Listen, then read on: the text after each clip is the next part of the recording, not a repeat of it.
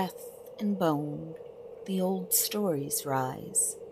They move through the cracks of time like smoke, carrying voices that remember us, even when we've forgotten them.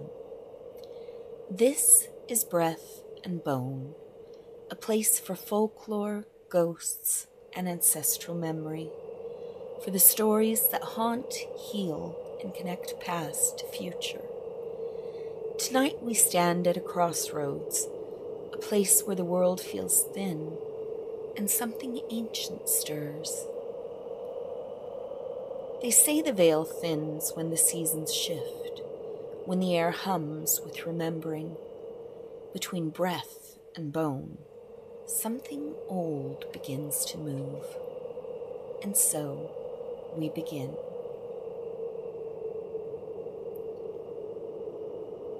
Crossroads have always been holy. A meeting of roads, yes, but also a meeting of worlds. A place where boundaries blur, where the living leave bread and wine for those who can no longer taste it. Every culture has its threshold keepers, spirits, deities, watchers of the in-between. For the Greeks it was Hecate, the torchbearer, the keeper of the keys. She stands at the three-way crossroads at night, lighting the way for wanderers and the restless dead. Dogs howl in her wake. A new moon hangs overhead. She is the goddess of witchcraft, of intuition, of remembering what lies beneath the surface. I like to think she appears whenever we pause at a turning point and whisper to ourselves, "Which way now?" Maybe that's what this moment is, a crossroads for the soul.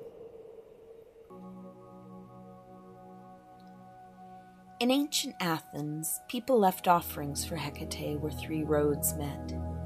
Eggs, garlic, cakes made with honey. They called them Hecate's suppers. The food was for the goddess and for the wandering spirits who followed her light. Even then, the crossroads was a place of choice and risk. You never stood there casually. You stood there when something in you was ready to change. Maybe we don't pour wine at intersections anymore, but we still leave offerings of memory, a song, a story, a name spoken aloud. That's what this episode is, a modern offering to the threshold.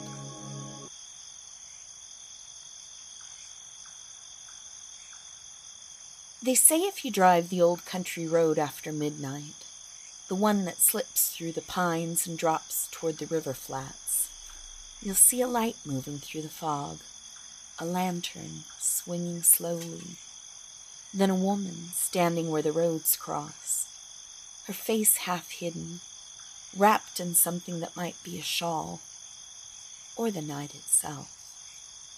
She doesn't wave you down, she waits. And when your headlights reach her, she asks a question. Not your name, not where you're going, but what you've left behind. If you answer honestly, the light flares gold and the road ahead becomes clear. If you lie, she turns away and takes the light with her. Then the fog thickens, and no matter how fast you drive, you never seem to arrive. No one's ever proved she's real.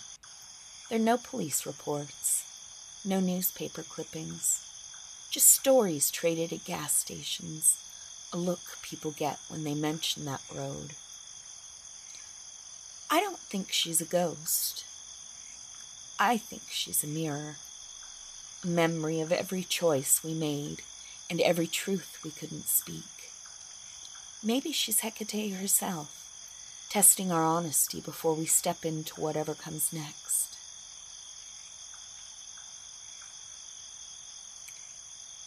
I wonder sometimes how many crossroads we've already crossed without realizing it. The nights we stood between two versions of ourselves, the moments we chose silence over truth, or courage over comfort. Sometimes the ghost light isn't out there on the road. It's inside us, the part that flickers when we're ready to change, when the soul leans forward and whispers, "Now." We light the way for our own becoming, and the ancestors walk with us, even when we can't see them through the fog.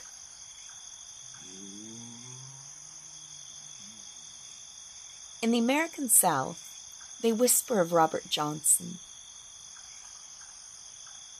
the blues man who met the devil at midnight on the Crossroads and traded his soul for music that burned through his fingers. They say Robert Johnson walked down a dirt road at midnight with a guitar on his back and desperation in his heart. He wanted to play, not just play well, but play like the music itself had a soul. At the Crossroads, a tall figure tuned his guitar, played a few notes that shimmered like heat, and handed it back. After that night, Robert Johnson played like no one alive. People say he sold his soul, but maybe he found it instead, right there at the edge of the unknown, where you have to give up what you were to become who you were meant to be. The crossroads aren't a curse. They're an invitation. And sometimes the devil you meet there is just the shadow of desire. In Ireland, travellers once left coins at the meeting of four roads to thank the fair folk for safe passage. In the old mountains of Appalachia, people said you could bury a photograph at a crossroads to banish a ghost, or call out a name at midnight to find a lost love. Every version carries the same heartbeat. The crossroads is a promise. Change always asks for something in return.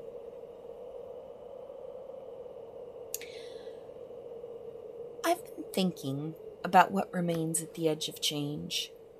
Bones, for one. They remember for us. Stories, too. They're the marrow of our collective body. We build bridges and burn them. We move across maps. We start over again and again. And still, something in us knows the way back. That's the ghost light. The flame we keep lit so the lost parts of ourselves can find their way home. Maybe that's what Hecate's torch really is. The part of us that refuses to forget the way through the dark. So tonight, or any night, when the world feels thin, light a candle at your own crossroads, your doorway, your window, your heart. Whisper the names of the ones you love. Tell them what remains.